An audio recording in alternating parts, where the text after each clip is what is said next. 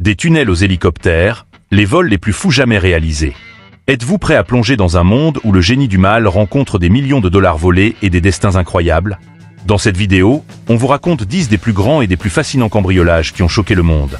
Et surtout, on va révéler ce qui est réellement arrivé aux voleurs derrière ces coups de maître.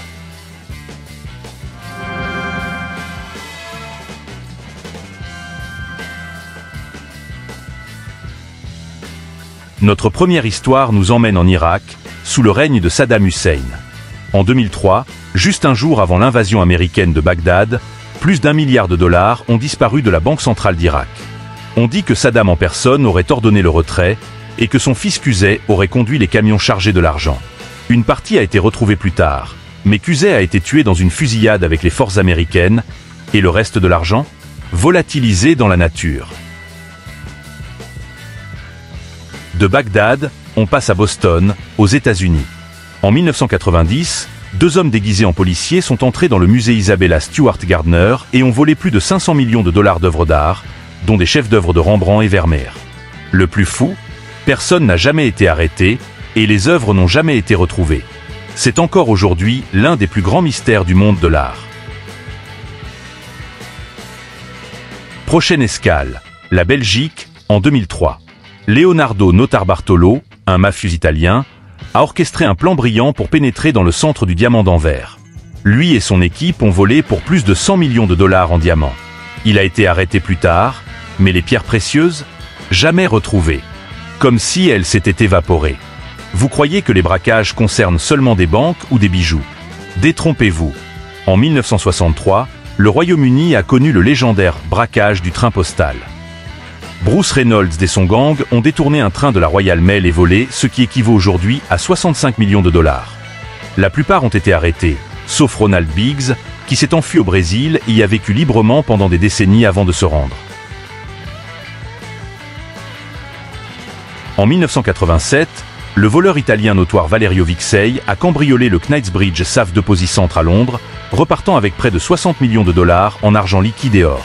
Il a été capturé et emprisonné, mais après sa libération, il a été mystérieusement abattu en Italie. Son assassinat reste inexpliqué.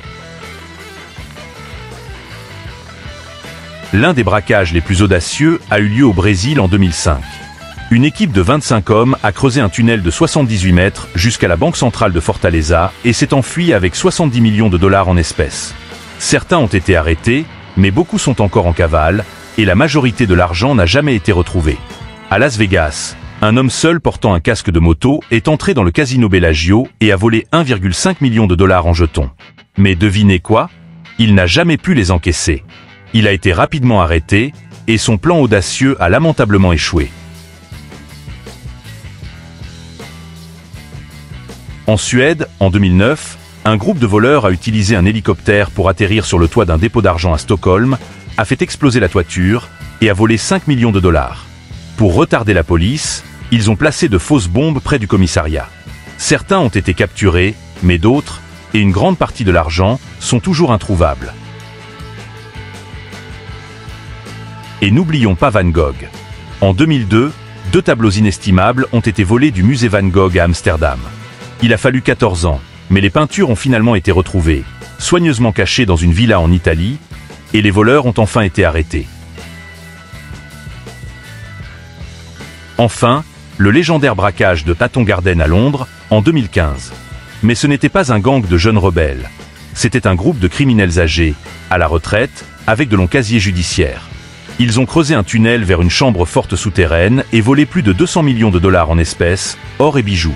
La plupart ont été arrêtés, mais une partie du butin manque toujours. Et l'histoire est devenue légendaire. Ce n'était pas de simples vols.